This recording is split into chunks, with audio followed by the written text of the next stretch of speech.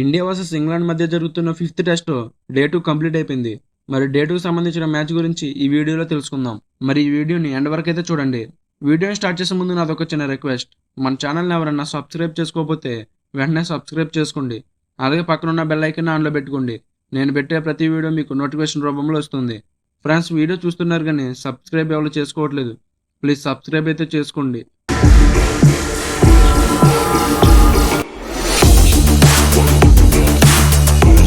204 పరుగులు 6 వికెట్లతో ఓవర్నైట్ స్కోర్తో రెండో రోజు ఆటను ప్రారంభించిన టీమిండియా 69.4 ఓవర్లలో 224 పరుగులకు కుప్పకూలింది.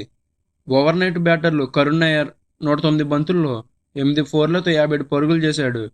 వాషింగ్టన్ సుందర్ 55 బంతుల్లో 3 ఫోర్లతో 26 పరుగులు చేసి నిరాశపరిచారు. ఇంగ్లాండ్ బౌలర్లలో అట్కిన్సన్ 5 వికెట్లు పడగొట్టాడు.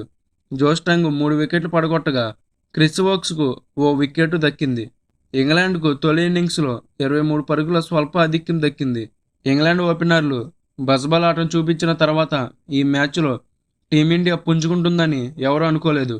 కానీ భారత బౌలర్లు అద్భుతంగా బౌలింగ్ చేసి ఇంగ్లాండ్ను కట్టడి చేశారు. ముఖ్యంగా సిరాజ్ అసాధారణ ప్రదర్శన కనబర్చాడు.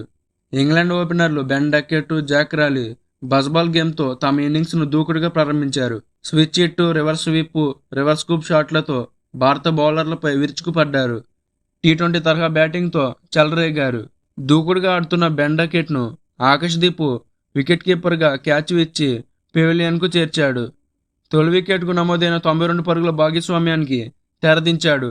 గ్రీజ్లోకి ఒలిపోపు రాగా 92 బంతుల్లో జాక్ రాలీ హాఫ్ సెంచరీ పూర్తి చేసుకున్నాడు. దాంతో ఇంగ్లాండ్ 16 ఓవర్లలోనే ఒక వికెట్కు 109 పరుగులు స్కోర్ చేసి లంచ్ బ్రేక్ తీసుకుంది. రెండో సెషన్లో భారత బౌలర్లు జూలు విదిల్చారు. సెంచరీ దశగా సాగిన జాక్ రాలీని 64 పరుగుల వద్ద ప్రసిద్ధ్ కృష్ణ క్యాచ్ అవుట్ చేశాడు. ఆ కాసేపటికే ఒలిపోపును సిరాజ్ వికెట్ల ముందు బౌల్తా కొట్టించాడు. రివ్యూ ద్వారా ఈ ఫలితాన్ని రాబట్టింది. ఈ పరిస్థితుల్లో జో రూట్, హ్యారీ బ్రూక్ ఆచితూచి ఆడారు. పిచ్ బౌలింగ్కు అనుకూలంగా ఉండడంతో ఇంగ్లాండ్ పరుగుల వేగం తగ్గింది. ప్రమాదకరం జో రూట్ను 22 పరుగులకు సిరాజ్ వికెట్ల ముందు బౌల్తా కొట్టించాడు. ఆ వెంటనే జకబ్ బెతెల్ను కూడా 6 పరుగులకు సిరాజ్ ఎల్బిడబ్ల్యూగా పెవిలియన్కు చేర్చాడు. మరోవైపు జేమీ స్మిత్ అలాగే జెమీ వార్టన్లను తన వరుస ఓవర్లలో ప్రసిద్ధ్ కృష్ణ వెనక్కి పంపాడు. దాంతో ఇంగ్లాండ్ 215 పరుగులు స్కోర్ చేసి టీ బ్రేక్ తీసుకుంది. ఆఖరి సెషన్లో అట్కిన్సన్తో కలిసి హ్యారీ బ్రూక్ ఇన్నింగ్స్ను ముందుకు నడిపించాడు.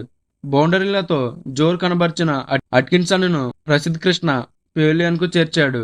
జోష్ టంగ్ సాయంతో హ్యారీ బ్రూక్ భారీ షాట్లతో వేగంగా ఆడే ప్రయత్నం చేశాడు. ఈ క్రమంలో ఆటకు వర్షం అంతరాయం కలిగించింది. ఆ తర్వాత తిరిగి ప్రారంభం కాగా బ్రూక్ 57 బంతుల్లో హాఫ్ సెంచరీ పూర్తి చేసుకున్నాడు. స్ట్రైకింగ్ తీసుకుంటూ ఒంటరి పోరాటం చేశాడు. అదే సమయంలో బ్రూక్ను సిరాజ్ క్లీన్ బౌల్ చేయడంతో ఇంగ్లాండ్ తొలి ఇన్నింగ్స్ ముగిసింది. రెండో ఇన్నింగ్స్ను ప్రారంభించిన టీమిండియా 2 వికెట్లు కోల్పోయి 75 పరుగులు స్కోర్ చేసింది. దీంట్లో జైస్వాల్ 49 బాల్లు ఎదుర్కొని 2 సిక్స్లు 7 ఫోర్లతో 51 పరుగులు స్కోర్ చేశాడు. కేఎల్ రాహుల్ 28 బంతుల్లో 1 ఫోర్తో 7 పరుగులు స్కోర్ చేశాడు. సాయి సుదర్శన్ 29 బంతుల్లో 1 ఫోర్తో 11 పరుగులు స్కోర్ చేశాడు. ఆకాశ్దీప్ 2 బంతుల్లో 1 ఫోర్తో 4 పరుగులు స్కోర్ చేశాడు. ఇక ఇంగ్లాండ్ బౌలింగ్లో అట్కిన్సన్ అలాగే జోష్ టంగ్ తలా వికెట్ తీసుకున్నారు. సో ఫ్రెండ్స్, ఇది డే 2కి సంబంధించిన మ్యాచ్ హైలైట్స్. డే 3కి సంబంధించిన మ్యాచ్ హైలైట్స్తో మరొక వీడియోతో మీ ముందుకు వస్తాను.